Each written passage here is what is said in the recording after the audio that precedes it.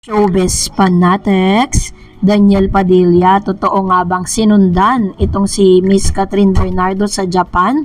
At ano nga itong endorsement na kung saan ibinigay lamang kay Catherine ang lahat ng yan? But before that, if you haven't subscribed yet to my YouTube channel, please don't forget to like, share, and subscribe at hit mo na rin ang notification bell for more showbiz updates. And please don't forget to hit the all para ikaw ang unang-una makakapanood sa lahat ng ating mga updates. Nice. Bago po tayo magpatuloy, nais ko po munang pasalamatan kayo sa inyong walang sawang panonood at pagsubaybay sa lahat ng ating mga updates.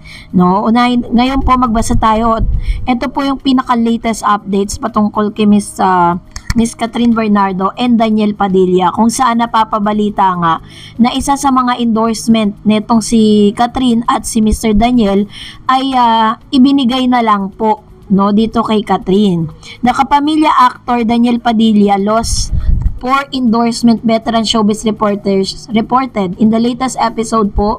Sa isang veteran showbiz reporters, Mildred Bacod said that a reliable source told them that 4 brands to only give Catherine Bernardo their past joint endorsement and cut Daniel. Grabe yung na to, na 4 na endorsement po yun. Napakalaki po ng binabayad sa kanila kapag po sila ay naging brand ambassador. Almost 1 million po yung nawala kay Daniel.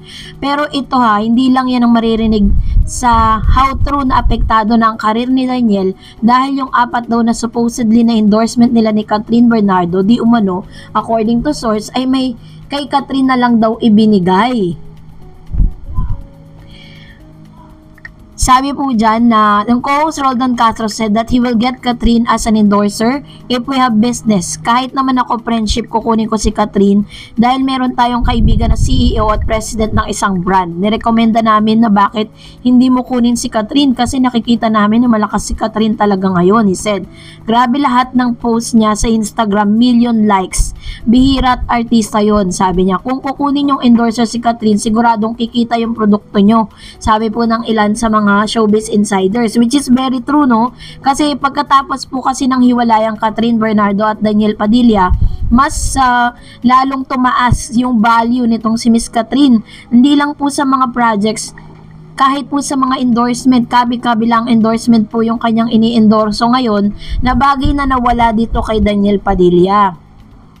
Pero meron ding ilang mga chismis na lumalabas po sa social media, sa SOCMED, pinag-uusapan po yan, na itong si Daniel Padilla di umano ay sinundan daw. Ito po ay hindi pa po tayo sure dyan kasi sumunod daw di umano itong si Daniel kay Catherine sa Japan kasi may mga nagsisirculate kasi ng mga video si Catherine kung saan presently nasa Japan po siya kasama yung buong pamilya niya. At sabi po ng ilan sa mga showbiz insiders na sumunod daw di umano dun si Daniel.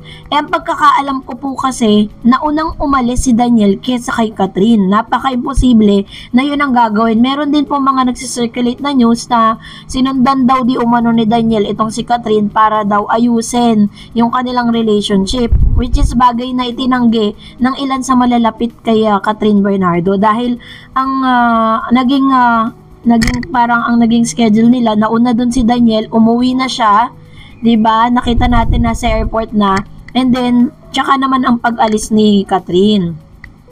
Pero alam niyo po ba kung anong pinaka-tunay na rason kung bakit si Daniel Padilla ay pumunta ng Japan? Para hindi na lang po talaga maintriga, baka sabihin kasi may kinatagpo na naman si Daniel sa Japan.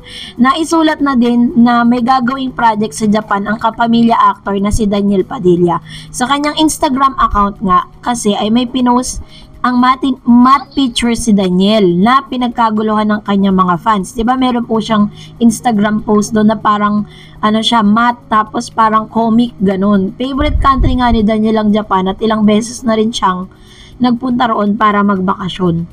At isang malapit kay Daniel ang tinanong namin kung nasa Japan ba ngayon ang ex-boyfriend ni Catherine Bernardo. Sabi nila, yes po, pero not for vacation, sabi niya.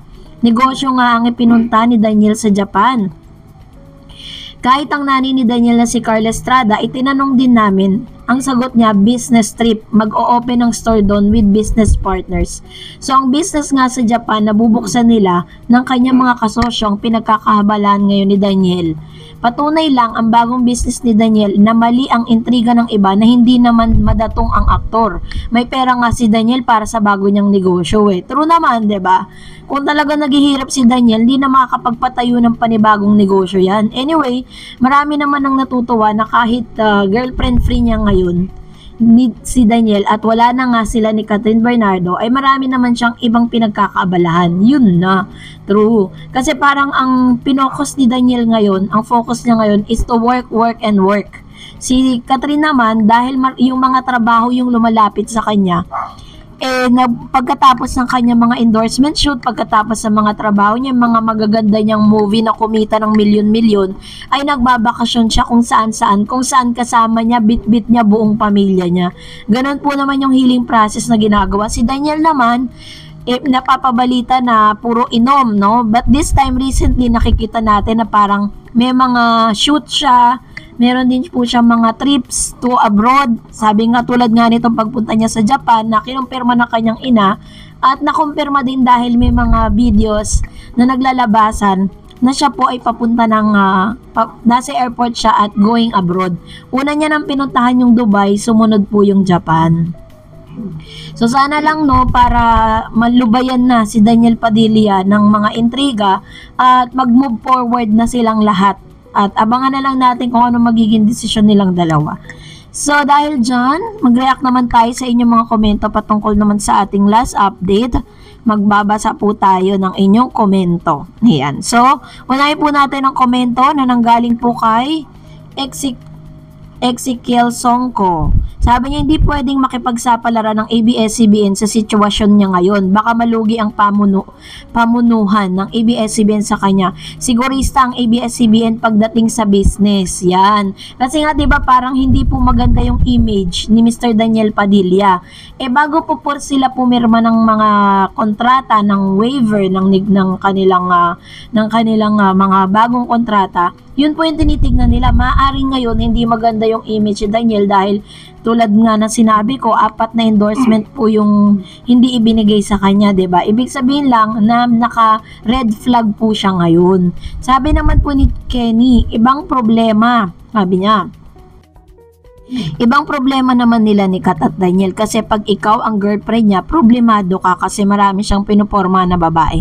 Maski naman nandyan ka pa sa pag puro girlfriend niya, anong gagawin mo? Mayroong mga lalaki na mag-cheat pero 1 to 2 lang ang babae. Hindi tulad ni DJ, marami sila. Meron ring ibang bansa. So siguro siya lang ang lalaki sa buong mundo na maraming babae.